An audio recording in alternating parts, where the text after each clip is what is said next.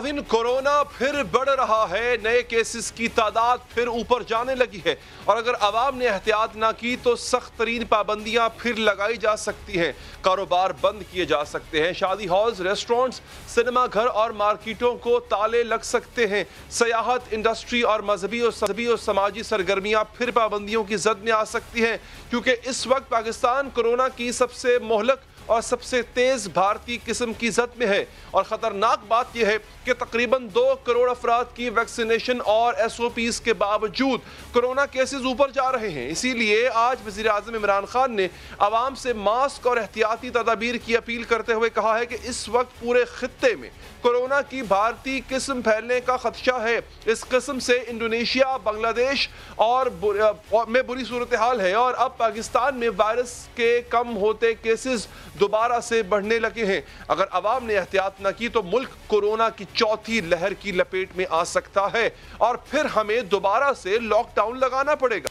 हमारे केसेस नीचे आते आते अब फिर ऊपर जाना शुरू हो गए और ऊपर इसलिए जा रहे हैं कि खास तौर पे हमें खतरा है कि ये जो हिंदुस्तान का जो इंडियन वेरिएंट है अब ये पाकिस्तान में भी आनी शुरू हो गई, जो कि अफगानिस्तान में है, हमारे साथ वाले मुल्क में, और जाहिर है उसकी चांस है पाकिस्तान में आने के लिए। अगर आप इसकी एहतियात कर लें तो हम इसको ये जो अब खौफ हमें आ रहा है कि चौथा वेव आने वाला है, तो हम इससे अपने मुल्क को बचा सके। कोरोना की कातिल भारतीय किस्म खित्ते के दूसरे ममालिक में तबाही ढा रही है। बांग्लादेश में गुज़िश्ता माह तक कोरोना केसेस की औसत शरह 1.5 से 2,000 केसेस रोजाना थी, जो भारतीय किस्म के आने के बाद 10,000 के हिस्से को छू रही है और रोजाना 200 अमवात हो रही हैं। और इंडोनेशिया में तो और भी बदतरीन सूरत हाल है। गुज़िश्ता माह तक इंडोनेशिया में कोरोना के यौमिया केसेस की औसत तादाद 8 से 10,000 थी, जो भारतीय किस्म के आने के बाद 34,000 से तजावुज कर चुकी है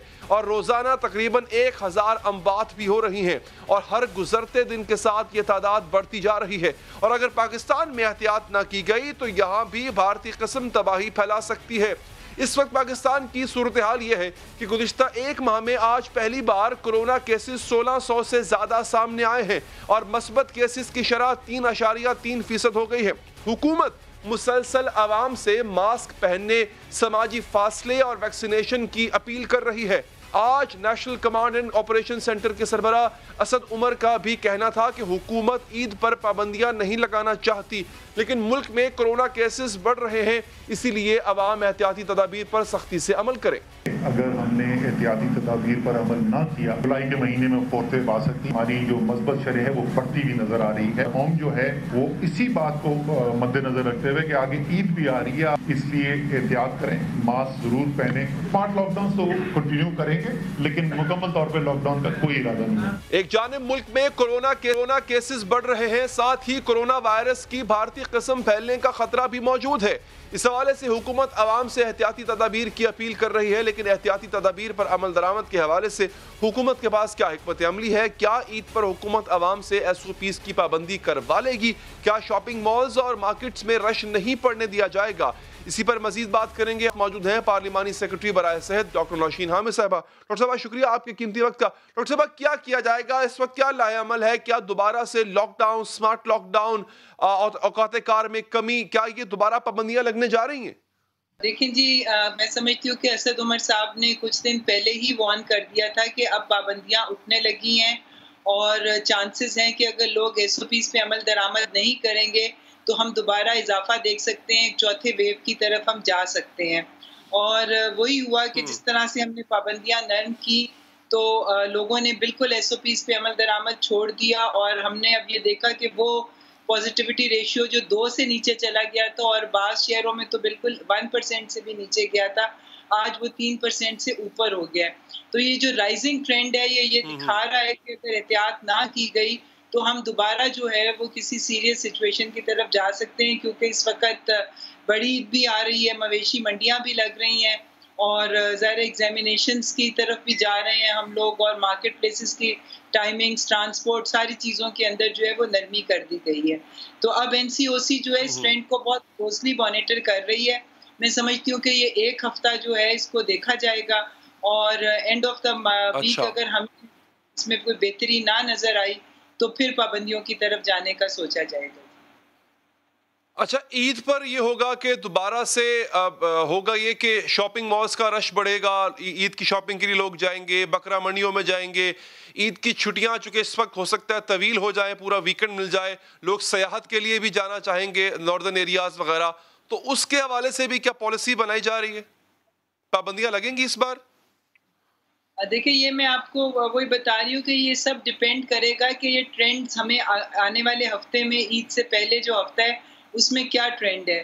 اس وقت لوکل انتظامیہ بھی متحرک ہے کہ ایس او پیز پہ عمل درآمد کرایا جائے، اور ویکسینیشن کے پروسیس کو بھی جس طرح آپ دیکھ رہے ہیں کہ کافی تیز کیا جا رہا ہے۔ جس طرح سے ہماری یہ خواہش تھی کہ ہم بڑی عید سے پہلے زیادہ سے زیادہ لوگوں کو ویکسینیٹ کر دیں تاکہ پابندیاں اتنی سخت نہ کرنی پڑیں، پر یہ سارا فیصلہ ہوگا، میں سمجھتی ہوں کہ یہ جو کمنگ ویک ہے اس کے اندر ٹرینڈز کو دیکھا جائے گا، اور اگر یہ ٹرینڈز اسی طرح بڑھتے رہے تو ڈاکٹر صاحب، پچھلی بار ہم نے دیکھا تھا کہ لوگ ناردرن ایریاز گئے تھے بڑی تعداد میں ٹورزم کے لیے، وہاں پہ بہت، تو آپ لوگوں نے منع کر دیا تھا لاسٹ ٹائم، تو اب کی بار زیر غور ہے کہ ناردرن ایریاز جانے والے، چھٹیوں میں جانے والے لوگ، ان کو منع کیا جائے گا یا اس کے لیے بھی ابھی دیکھا جائے گا؟ دیکھیں، اس کے لیے میں سمجھتی ہوں کہ بہت سارے جو ہمارے ٹورزم کی جگہ ہیں، جی بی وغیرہ، وہاں پہ انٹری کے لیے ویکسینیشن سرٹیفکیٹ دکھانا جو ہے وہ لازمی کیا ہوا ہے کہ لوگ اپنی نیگیٹو رپورٹ لائیں، ویکسینیشن کے سرٹیفکیٹس لائیں، تو اس قسم کی کوئی چیزیں جو ہیں وہ میں سمجھتی ہوں کہ ان کے اوپر بھی سجیسٹ کیا جائے گا کہ انٹری جو ہے وہ ان ٹورسٹ کو دی جائے جو کہ ویکسینیٹڈ بھی ہوں، کووڈ نیگیٹو کے ٹیسٹ کی رپورٹس بھی جن کے پاس ہوں، تو اس قسم کے اقدامات بھی لیے جائیں گے۔ اچھا، ٹھیک۔ اچھا، جو ڈیلٹا ویریئنٹ کی بات ڈاکٹر صاحبہ کی جا رہی ہے، اس کے بارے میں بتائیے گا، یہ پاکستان میں پھیل رہا ہے بہت تیزی سے؟ دیکھیں، سب سے پہلے تو میں آپ کو بتا دوں، جس کو ڈیلٹا ویریئنٹ کہہ رہے ہیں یہ وہ ہے جس کو انڈین ویریئنٹ بھی کہتے ہیں۔ اس کے بارے میں پہلے تو میں یہ بتا دوں کہ یہ باقی جو اس سے پہلے کے ویریئنٹس تھے، جو کہ یو کے کا ویریئنٹ، وہ آلریڈی زیادہ اس کی ٹرانسمیشن ریٹ تھا، تو یہ والا ویریئنٹ جو ہے یہ اس سے بھی تھوڑا سا زیادہ اس کی ٹرانسمیسیبلٹی ہے کہ یہ زیادہ ایزلی ٹرانسمٹ ہو جاتا ہے، مگر اس کی وجہ سے ابھی تک ہم نے کوئی سیریس ڈیزیز، ہم یہ نہیں کہہ سکتے کہ یہ زیادہ کوئی سیریس ڈیزیز کاز کرتا ہے۔ ڈیزیز اتنی ہی انٹینسٹی کی ہے جتنی باقی ویریئنٹس کی ہے، مگر یہ پھیلتا زیادہ تیزی سے ہے۔ تو یہ کچھ جگہوں پہ ہمیں یہ ویریئنٹ ملا ہے پاکستان میں، اس کا ڈیفینیٹلی ہمارے پاس ایویڈنس ہے، کیونکہ جو باہر سے ٹریولرز آتے ہیں ان کا ایئرپورٹ کے اوپر اسکریننگ ہوتی ہے، ان کی ٹیسٹنگ ہوتی ہے، جو پازیٹیو پیشنٹس ملتے ہیں ان کی پھر سیرو پریویلنس کا ٹیسٹ جو ہے وہ بھیجا جاتا ہے NIH وغیرہ میں، تو وہاں پر ہمیں ٹیسٹ کے جو نمونے گئے ہیں ان میں یہ ڈاکٹر صاحب ہمارے ملک میں لگنے والی جو ویکسین ہے، کیا وہ اس انڈین ویریئنٹ یا ڈیلٹا ویریئنٹ اس کو کہہ لیں، کیا اس کے لیے مؤثر ہے؟ جی بالکل، یہ ہماری پاس جو اس وقت جتنی بھی ویکسینز استعمال ہو رہی ہیں وہ تمام ویریئنٹس کے لیے مؤثر ہیں۔ اس میں یہ ضرور ہو سکتا ہے کہ مے بی کسی کا وہ ویسے بھی مطلب کوئی بھی ویریئنٹ ہو یا کووڈ کا اوریجنل وائرس بھی ہو، آپ کو پتہ ہے کہ ویکسین کی ایفیکیسی کسی کی 75% ہے، کسی کی 85% ہے، کچھ 92% بھی ہے، یعنی کہ اس کا مطلب یہ ہے کہ ہر ویکسین میں تھوڑی سی گنجائش ضرور رہتی ہے کہ ویکسین کے بعد بھی آپ کیچ کر سکتے ہیں کرونا، مگر اس میں 100% جو ایفیکیسی ہے وہ یہ کہ آپ کو اگر کرونا یا کووڈ ہوتا بھی ہے تو آپ کی ڈیزیز بہت مائلڈ فارم میں ہوگی اور آپ کو ہاسپٹلائزیشن کی یا سیریس ڈیزیز کی طرف آپ نہیں جاتے، اس لیے ویکسینیشن جو ہے وہ بالکل افیکٹو ہے تمام ویریئنٹس کے لیے۔ ٹھیک ہے ڈاکٹر صاحب، بہت بہت شکریہ آپ کے قیمتی وقت کا۔ آگے بڑھیں گے ناظرین، حکومت کو ڈرانے والے، شکوے شکایتیں کرنے والے، خیال کرنے اور احساس کرنے کی درخواست کرنے والے، بجٹ منظوری میں رکاوٹ کا ارادہ ظاہر کرنے والے، تحریک عدم اعتماد لا کر حکومت کو گرانے کی دھمکیاں دینے والے جہانگیر ترین اور ان کے گروپ کہاں ہیں، خاموش کیوں ہیں؟ کیا ان کے خلاف تحقیقات تھم چکی ہیں تو اس کی وجہ کیا ہے؟ وہ شکایتیں، دوریاں، تلخیاں اس وقت کس مرحلے پر ہیں، کس موڑ پر ہیں؟ جہانگیر ترین اور ان کے گروپ کے خاموشی پر اصرار ہو چکی ہے۔ بہت سے سوالات کو جنم دے رہی ہے۔ کیا ترین گروپ نے اپنے سیاسی ارادے پسے پش ڈال دیے ہیں یا یہ خاموشی وقتی ہے؟ کیا ترین گروپ کی اور تحریک انصاف کی دوستی ہو چکی ہے؟ کیا تحریک انصاف اور عمران خان یوں گروپ بنانے پر جہانگیر ترین کو معاف کر دیں گے؟ اگر معاف نہ کیا تو پھر کیا ہوگا؟ کیا تحریک انصاف سے الگ ہو کر جہانگیر ترین اور ان کا گروپ سیاسی طور پر زندہ رہ پائے گا؟ جب جہانگیر ترین کے خلاف تحقیقات شروع ہو گئی تھی اس وقت انہوں نے وزیر اعظم عمران خان کے ساتھ اپنی دوستی کے حوالے بھی دیے تھے اور ممکنہ دشمنی سے ڈرایا بھی تھا۔ میں تو دوست تھا، مجھے دشمنی کی طرف کیوں دھکیل رہے ہو؟ میں تو دوست تھا بھائی، دوست ہی رکھو۔ پھر جہانگیر ترین نے اپنے حامی ارکان کا ایک گروپ بنایا، اس گروپ کو ساتھ لے کر وہ عدالتوں میں پیش ہوتے رہے، اس گروپ کے اعزاز میں دعوتیں کر کے اپنی پاور شو کرتے رہے اور واضح الفاظ میں یہ جتایا کہ گروپ بنانے کی وجہ یہ تھی کہ انہیں ٹارگٹ کیا جا رہا۔ یہ تاثر غلط ہے کہ کل گروپ بن گیا، 3 مہینے کا بنا ہوا ہے، ہم حکومت کے ساتھ ہیں، اس میں کسی کو کوئی شک نہیں ہونا چاہیے۔ الگ گروپ اور دھڑے ہر پارٹی میں ہوتے ہیں، اس میں کوئی مختلف بات نہیں ہے۔ ہم ہیں اس وقت کیونکہ ایک ٹارگٹ کیا جا رہا ہے تو یہ ایک ہم نے اپنا موقف بیان کرنے کے لیے شہید اکبر خان کو ہم نے کہا ہے انشاءاللہ اسمبلی میں بات کریں گے۔ جہانگیر ترین نے پنجاب حکومت پر دباؤ بھی ڈالا کہ ان کے گروپ کا خیال رکھا جائے اور گفتگو سے یہ تاثر بھی ملتا ہے کہ خیال نہ رکھا گیا تو پنجاب حکومت اس گروپ کے ووٹوں سے محروم ہو جائے۔ پنجاب حکومت کو میں کہوں گا بار بار کہ آپ لوگ بھی اپنی کارروائیاں جو ہیں بند کریں اور ہمارے گروپ کا خیال کریں۔ یہ آپ کے ایم پی ہیں، سارے آپ کے لوگ ہیں، انہوں نے آپ کو ووٹ کر کے چیف منسٹر بنایا ہے۔ اس حکومت کا وجود ان کا بھی حصہ ہے۔ جہانگیر ترین نے اپنے گروپ کے ذریعے حکومت کے لیے مشکل کھڑی کرنے کا عندیہ بھی دیا، باقاعدہ اپنے حامی اراکین کی تعداد بتا کر مرکز اور پنجاب میں حکومت گرانے کی دھمکی بھی۔ گروپ کی جانب سے حکومت کو کہا گیا کہ اگر مقدمات کا سلسلہ نہ رکا تو وہ بجٹ کی منظوری میں رکاوٹ ڈالیں گے۔ یہ دھمکی بھی دی گئی کہ اگر ان کے خیال میں بجٹ عوامی مانگوں کے خلاف ہوا تو وہ بجٹ اجلاس کا بائیکاٹ کریں گے، جس کا صاف مطلب یہ تھا کہ حکومت بجٹ منظوری کے لیے مطلوبہ ووٹوں سے محروم ہو جائے۔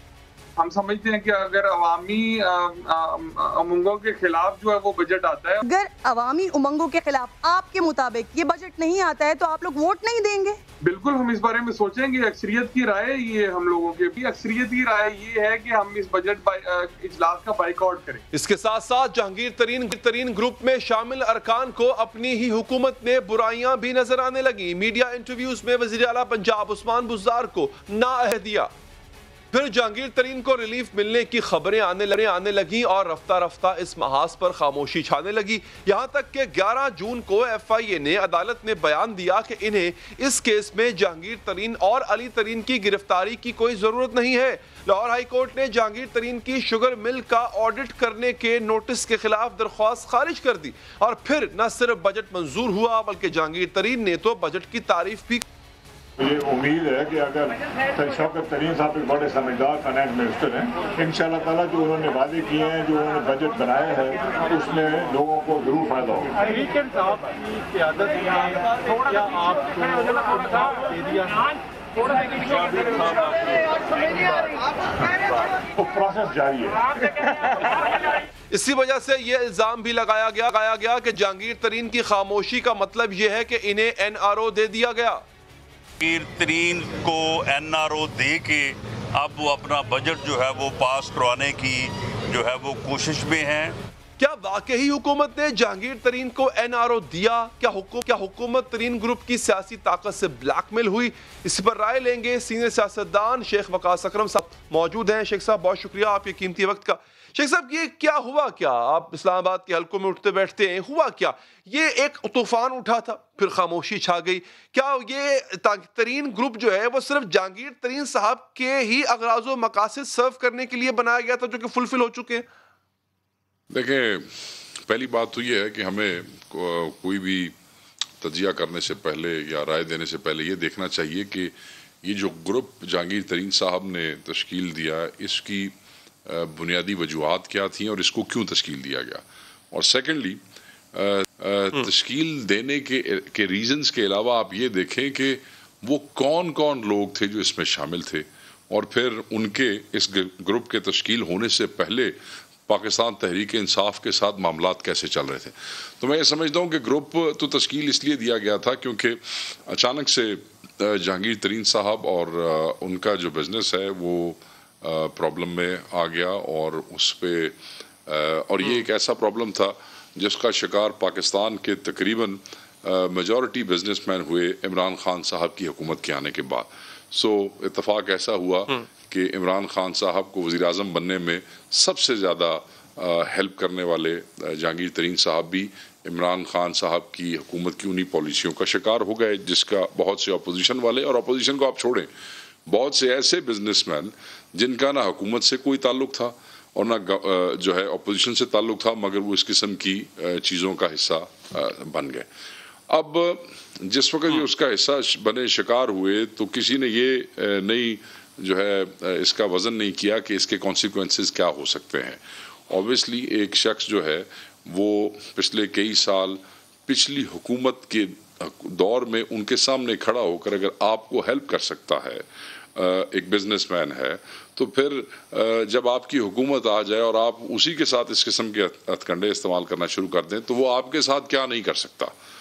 तो आपने उसको अंडर एस्टिमेट किया, आपने जो है वो चीज़ों को सही तरीके से जांचा नहीं, और चंद ऐसे लोगों के जिनकी वक़्त नहीं है, आज हैं और कल नहीं होंगे, आपने उनके बहकावे में आके उन पे हाथ डाल दिया। और वही हुआ, वो एक ग्रुप तश्कील दिया गया जिसमें मेजॉरिटी वो लोग थे जिनको तरीन साहब ने ही जो है वो कायल किया था कि वो शामिल हो जाए तहरीक इंसाफ में, और दूसरी किस्म के लोगों की थी, वो उन लोगों की थी जो किसी न किसी हवाले से हम इस ग्रुप के तश्कील होने से चंद माह पहले देखते रहे कि वो अपनी जो है ग्रीवियंसेस का इजहार कभी टीवी पे करते थे, कभी अखबारों में करते थे, कभी असेंबली में करते थे, कभी प्रेस कॉन्फ्रेंसेस में करते थे। कोई कहता था मुझे फंड नहीं मिला। दो वजीर ऐसे थे जो कि खान साहब ने करप्शन के ऊपर फारिग किए थे, उनके लिए भी एक मसला था। ऑब्वियसली जब बंदा करप्शन पे फारिग करके उसको वापस भेजा जाता है हल्के में, तो उस बेचारे के पल्ले उसी पार्टी और उसी की हुकूमत में क्या रह जाता है। और इसका इजहार खान साहब ने एक टॉक शो में कैंकर के साथ भी किया कि क्यों उन दोनों को फारिग किया गया, वो भी इस ग्रुप में शामिल थे। और जो ट्रेडिशनल ब्लैकमेलर्स हैं जो हर आने वाली पार्टी का हिस्सा होते हैं, जिसमें मेजॉरिटी जो लोग थे वो आपके और मेरे डिस्ट्रिक्ट के और नेबरिंग डिस्ट्रिक्ट्स के आसपास के डिस्ट्रिक्ट्स के लोग थे जो आपको नजर आए, मगर वो हर हुकूमत का हर जगह पे हिस्सा समझे जाते और वो पाए जाते हैं आपके सामने। सो ये लोग इकट्ठे हुए, और आपको याद होगा नारा क्या था कि तरीन साहब को इंसाफ मिलना चाहिए, तरीन साहब के साथ ज्यादती हो रही। कोई आइडियलिस्ट नहीं थे, किसी नजरिए के तहत या किसी अपनी अवाम के हुकूक के लिए या अपने हल्के के हुकूक के लिए, ये कोई कहानी नहीं थी। वो सीधी बात कर रहे थे कि तरीन साहब के साथ ज्यादती हो रही। वो ठीक है जी, वो कहते हैं मुंह खावे थे अक्षर मावे थे, मतलब है कि आपने जो खाना खाया है तो आपने हलाल तो करना है, तो हलाल उन्होंने सही किया। उन्होंने जगह जगह पे कहा कि तरीन साहब जो है हम उनको इंसाफ दिलाने के लिए आए। खान साहब डटे रहे, तरीन साहब को तो इंसाफ मिल गया। इंसाफ इतनी जल्दी, इमरान खान की हुकूमत बड़ा औखा काम है, बाकियों को देखें वो 2-3 साल से रुल रहे हैं बेचारे अदालतों में, FIA में, नैब ने, इधर उधर। तरीन साहब के लिए तो जाके और उनके बेटे के लिए कह दिया सरकार ने कि जी हमें तो उसकी जरूरत ही नहीं है। Obviously FIA comes directly under the prime minister. अब देखने वाली बात यह है कि तरीन साहब का जो मकसद था इस ग्रुप को तश्कील देने का पूरा हो गया। अब अगर आप उनकी फेसबुक देखें और उनकी डेली की जो एक्टिविटीज़ है उसको फॉलो करें, तो आपको पता चलेगा कि वो PTI के जो साउथ पंजाब के मुख्तलिफ ज़िलों के सदूर हैं या उनके MPs हैं या जो इस ग्रुप में नहीं भी हैं, वो उनको रेगुलरली मिलते हैं, चीज़ें ठीक चल रही हैं। सो ये हर ग्रुप के एक शॉर्ट टर्म गोल्स होते हैं, एक लॉन्ग टर्म्स होते हैं।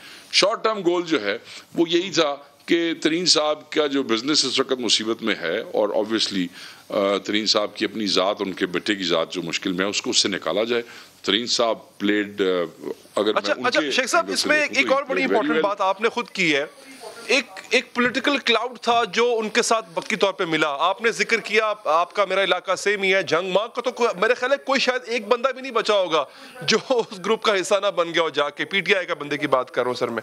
सर ये लोग आप करेंगे क्या? जो रह गए थे, जो वफाकी वजीर रह गए थे, वो बाद में जाके मिल रहे जाके कि कहीं हमारा नंबर ना रख जाए। हाँ एग्जैक्टली सर, ये लोग इलेक्शन में क्या करेंगे मुझे समझ नहीं आती कि तरीन साहब एक बिजनेसमैन है, उन्होंने अपना काम निकाल लिया, ये इलेक्शन में क्या लेके जाएंगे सर? सर ये बंदे अगली पार्टी की तलाश में है। ये इमरान खान के साथ आज आप टाइम नोट कर लें, लिहाजा आप چھوٹے بھائی ہیں اور آپ بھی بڑے عرصے سے ان چیزوں کو دیکھ رہے ہیں. آج ٹائم نوٹ کر لیجئے گا, ان میں سے میجورٹی لوگ جو ہیں وہ نئی پارٹی کی تلاش میں ہے, اور بہت سو کے معاملات کوئی پارٹیوں سے طے ہو بھی چکے ہیں. کئی پارٹیوں نے ان بیچارے جو پرندے ہیں ان کو یہ کہا ہے کہ ٹھہر جاؤ اسی ویکھاں گے تواڈے نال اسی کی کرنا ہے. مطلب ان کو بھی باہر بٹھایا ہوا ہے کرسی پہ کہ جو ٹھیک ہے تم لوگ جیسے کرتے ہو نا اس دفعہ ہم بھی تمہارے ساتھ وہی کریں گے. تو مختلف پارٹیوں نے ایسے کیا. اب دیکھنا خان صاحب بیچارے کے لیے پرابلم یہ ہے کہ خان کے پاس عددی برتری نہیں ہے اتنی زیادہ, تو انفارچونیٹلی خان کو ان بلیک میلرز کی ضرورت ہے. اچھا, اب ان بلیک میلرز کے پاس جو ہے وہ اتنا, پنجابی ہمارے کہتے ہیں نا, اتنا بھی سا نہیں ہے کہ اسٹیبلشمنٹ کے خلاف کھڑے ہو جائیں. مطلب یہ چھوٹی موٹی ادھر ادھر کی وہ شیطانیاں تو کر سکتے ہیں, مگر اوقات اور حیثیت اتنی نہیں ہے کہ اسٹیبلشمنٹ یا اسٹیٹ کے یا گورنمنٹ کے خلاف ایسے کھڑے ہو جائے. تو جتنا کوئی انہوں نے وہ کیا اسے کہتے ہیں کہ وہ جو طوفان کہتے ہیں نا, چائے کے کپ کے طوفان کی حیثیت والا کھاتا ہے وہ ہو گیا جو ہو گیا. تو ان کی اتنی ان کی حیثیت نہیں ہے کہ یہ اسٹیبلشمنٹ کی ول کے خلاف یہ دوڑ کے بھاگ جائیں. انہوں نے ابھی بھی پوری قیمت وصول کی ہے. ان میں سے بہت سے لوگ وہ بھی ہیں, آپ کو میں بات بتاؤں اپنا حیدر, کی جنہوں نے گیلانی کو, یسر رضا گیلانی صاحب کو ووٹ دیا اپنی پارٹی کے خلاف جا کے, اور عمران خان کو پتا ہے, مگر وہ مجبور بیچارہ وہ کیا کرے, ان میں اب یہ نمبر جو چاہیے. پھر انہوں نے یہ بجٹ میں جو ہے انہوں نے اپنے حلقوں میں فنڈ لیے ہیں, 50 کروڑ روپیہ لیا ہے, اور وہ بجٹ سے پہلے ان کی سکیم جو تھے ان کے سرویز ہو گئے تھے, اور اب ٹینڈرز ہو رہے ہیں اور ان کے کام شروع ہیں. تو انہوں نے پوری قیمت لی ہے.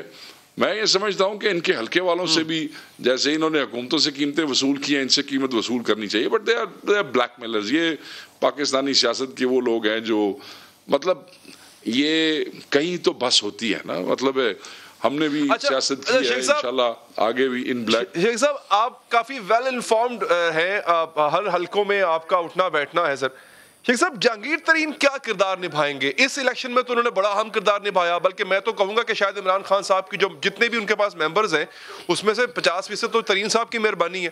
اگلے الیکشن میں خان صاحب کو ترین صاحب کی ضرورت نہیں پڑے گی کیا سر؟ پنجاب میں, خصوصاً ساؤتھ پنجاب میں, پاکستان تحریک انصاف جو ہے وہ جہانگیر ترین صاحب کے بغیر اس کی حیثیت ایک کخ کے برابر بھی نہیں ہے. یہ ٹکے کے نہیں ہیں ساؤتھ پنجاب میں. اگر ترین صاحب اگلے الیکشن میں ان کے ساتھ نہیں ہوتے, میں آپ کو بڑا کلیئرٹی کے ساتھ کہہ دیتا ہوں.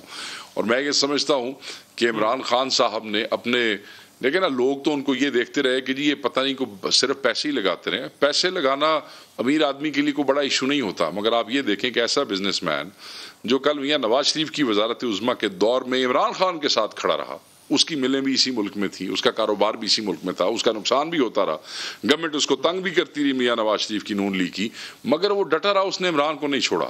آپ پیسوں کو چھوڑیں, ایک سنسیئر دوست کو, ایک اتنے بڑے سپورٹر کو صرف چند لوزرز کے کہنے پہ آ کے اس طرح اگنور کرنا, اس کے کانسیکوینسز ہوتے ہیں. ہمارے ہاں تو کمزور وہ بندہ ہوتا ہے جس کے دوست کم ہوتے چلے جاتے ہیں. تو میں یہ سمجھتا ہوں کہ خان صاحب کو اگلی دفعہ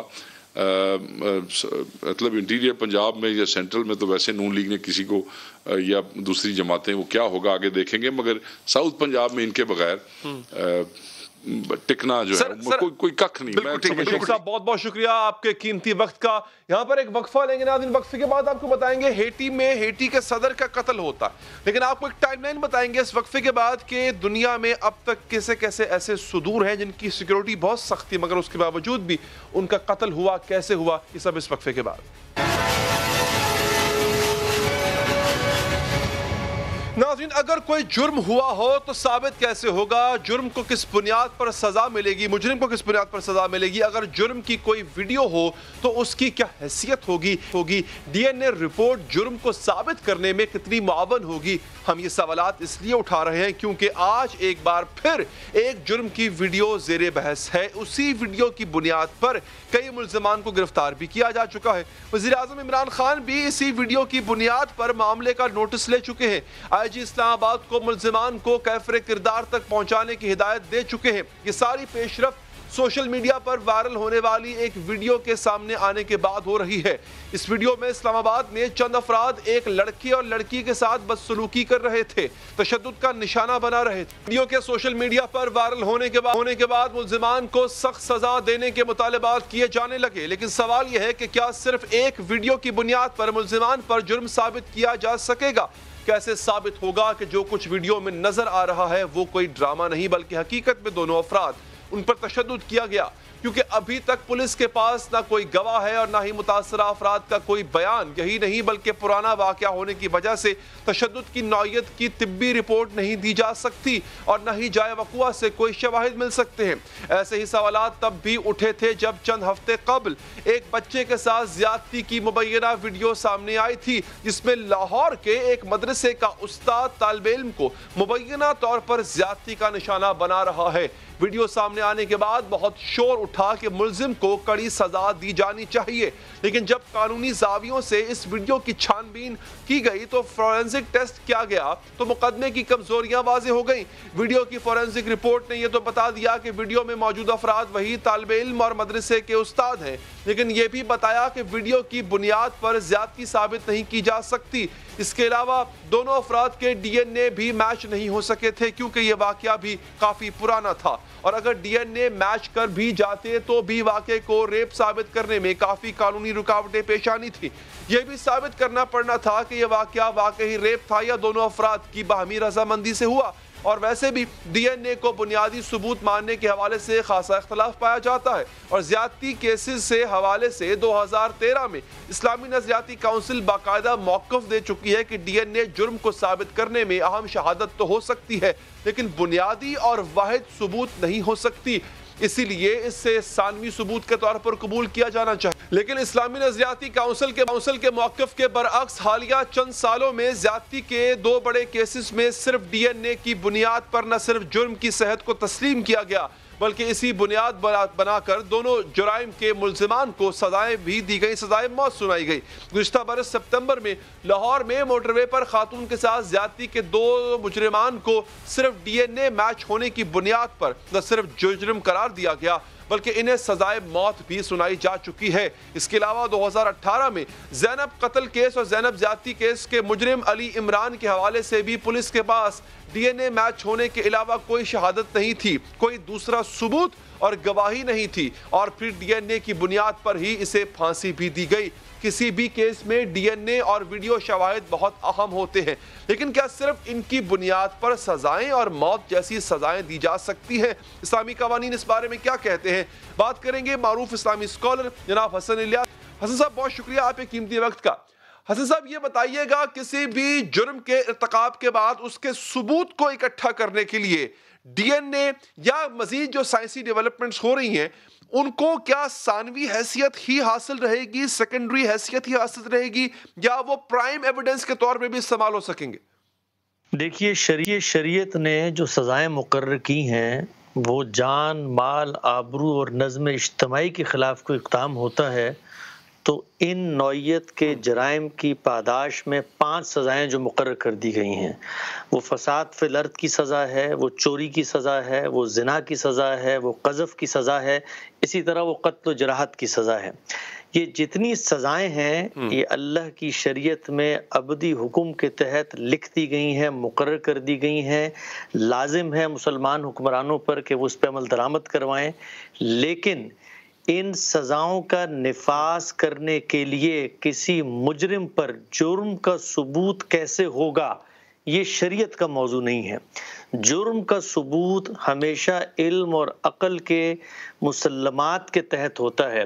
यानी आप किसी शख्स के ऊपर जब कोई इल्ज़ाम लगाते हैं तो हम पर यह लाजिम होता है कि हम इल्मी तौर पे, अक़ली तौर पे साबित कर सकें। कानून की ज़ुबान में जिसे कहा जाता है कि बियॉन्ड द डाउट जुर्म साबित हो, तो उसके लिए शरीयत ने या दीन ने कोई कायदा मुकर्रर नहीं किया, और शरीयत और दीन को कोई कायदा मुकर्रर करना भी नहीं चाहिए। उसकी वजह क्या है?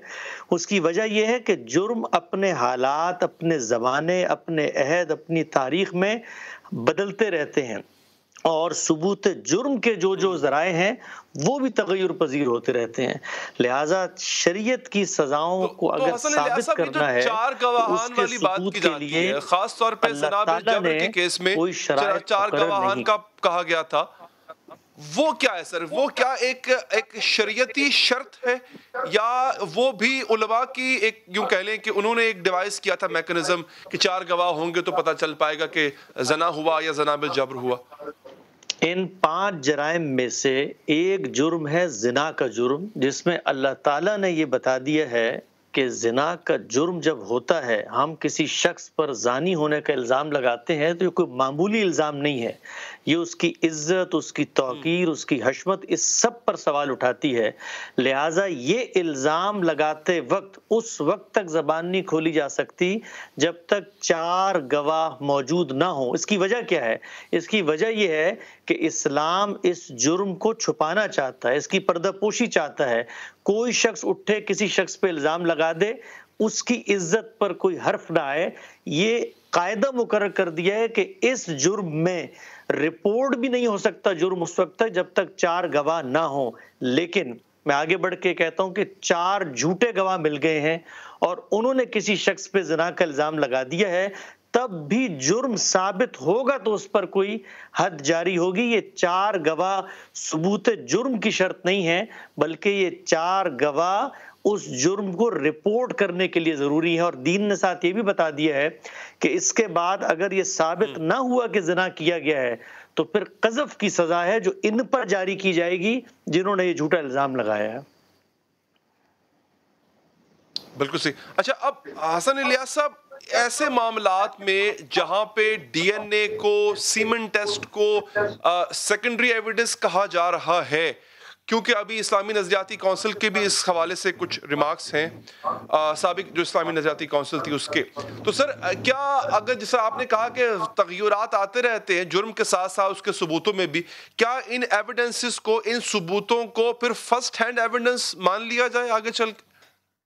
کہ جب یہ بات واضح ہو گئی کہ دین نے ثبوت جرم کا کوئی قاعدہ مقرر نہیں کیا، تو اب یہ پوری کی پوری بحث دین کے دائرے سے نکل کے علم اور عقل اور قانون کے مسلمات کے دائرے میں آ گئی ہے.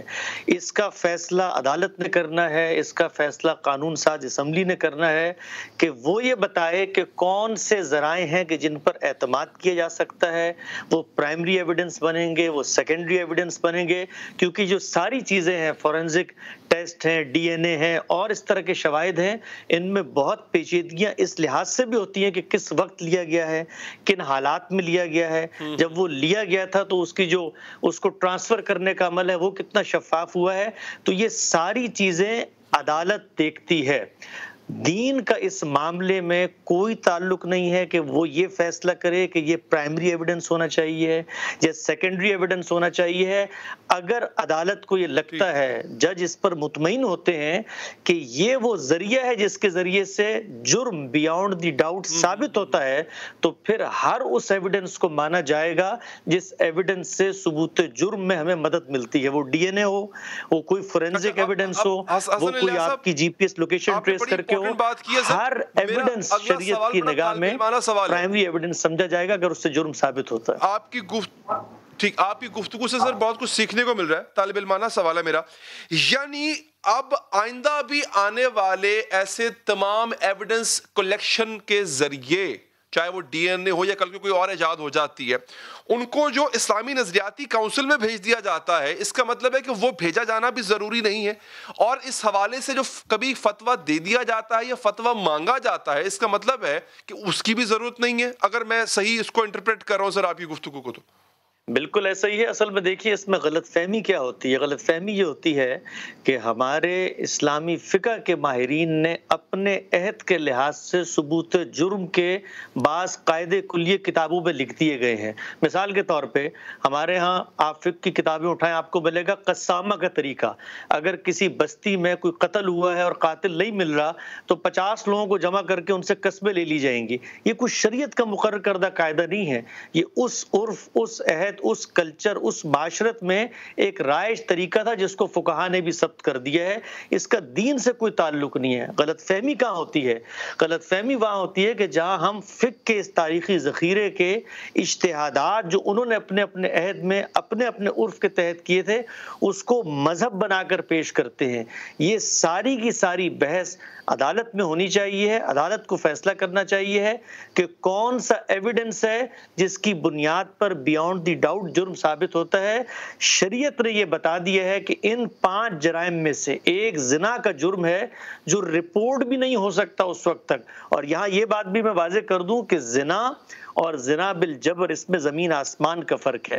زنا کے لیے جو شرط مقرر کی گئی ہے 4 گواہ آئیں گے تو جرم رپورٹ ہوگا. زنا بالجبر میں ایسی کوئی سزا نہیں ہے. وہ فساد فی الارض کے تحت آتی ہے. چوری ڈاکہ بن جائے، اسی طریقے سے کوئی کھلے عام بدکاری کرے، اوباشی کو اپنا پیشہ بنا لے، اسی طریقے سے زنا بالجبر بن جائے، قتل دہشت گردی بن جائے، یہ سب فساد فی الارض کے دائرے میں آتے ہیں.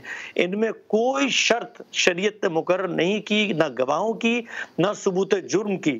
ہم علم اور عقل کے مسلمات، موجودہ دور کی حرکیات، سائنس کی اس ترقی کی روشنی میں طے کریں گے اور جرم کو ثابت کریں گے بیانڈ دی ڈاؤٹ. اگر وہ ثابت ہو جاتا ہے تو اب عدالت ہے جو مجرم کے حالات اور جرم کی نوعیت سے ان کو سزا دے. ٹھیک ہے حسن الیاس صاحب، بہت بہت شکریہ آپ کے قیمتی وقت اور آپ کی قیمتی رائے کا. یہاں پر ایک وقفہ لیں گے، آپ کو بتائیں گے ناظرین ہیٹی میں صدر کا قتل ہو جاتا ہے، لیکن ماضی میں اس سے پہلے پاکستان اور پاکستان سمیت دیگر ممالک میں کن کن صدور کو کس کس طرح قتل کیا گیا، یہ سب اس وقفے کے بعد.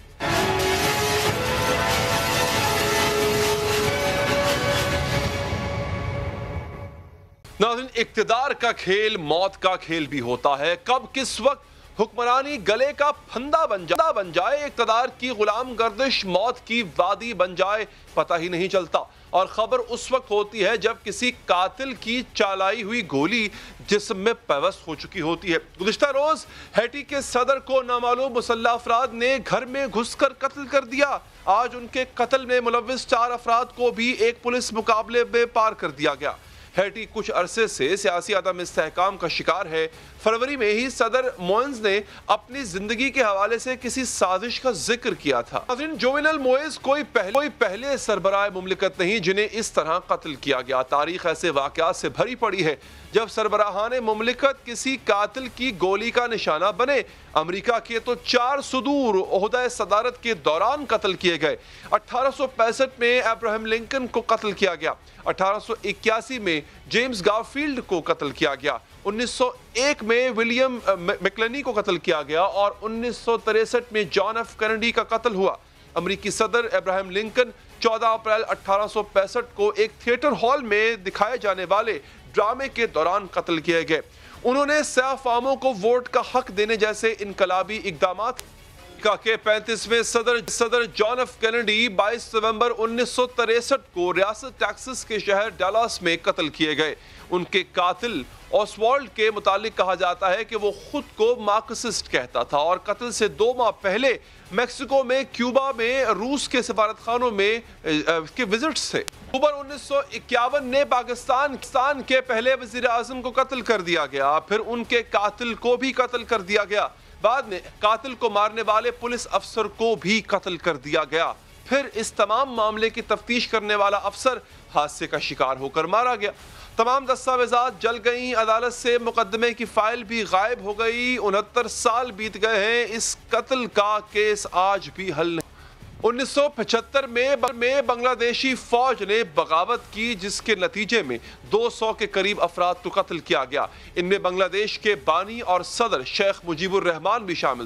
1975 میں ہی سعودی عرب کے شاہ فیصل کو ان کے بھتیجے نے گولیاں مار کر قتل کیا گیا. کہا گیا کہ قاتل دماغی عدم توازن کا شکار ہے، لیکن ڈاکٹروں نے معائنے کے بعد سرٹیفکیٹ دیا کہ قاتل دماغی طور پر بالکل. پیٹرس لومامبا کانگو کی بیلجیم سے آزادی کے بعد پہلے منتخب وزیر اعظم بنے.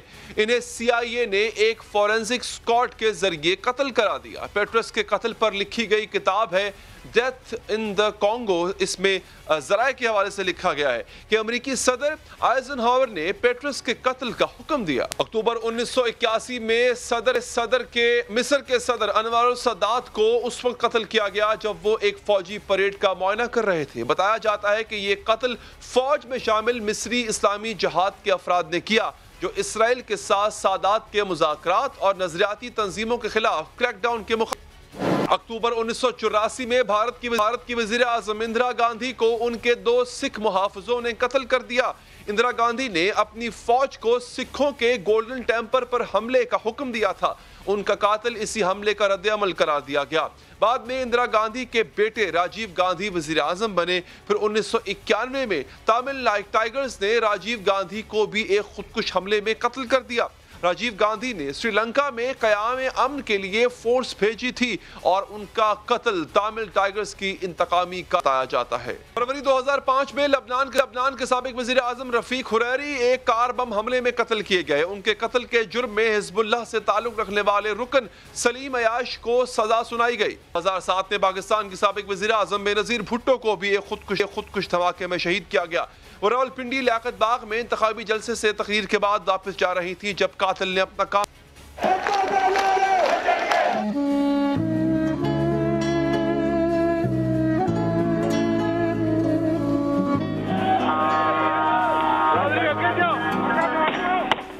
یہاں پر ختم ہوا چاہتا ہے۔ دیجیے اجازت، اللہ نے کے بعد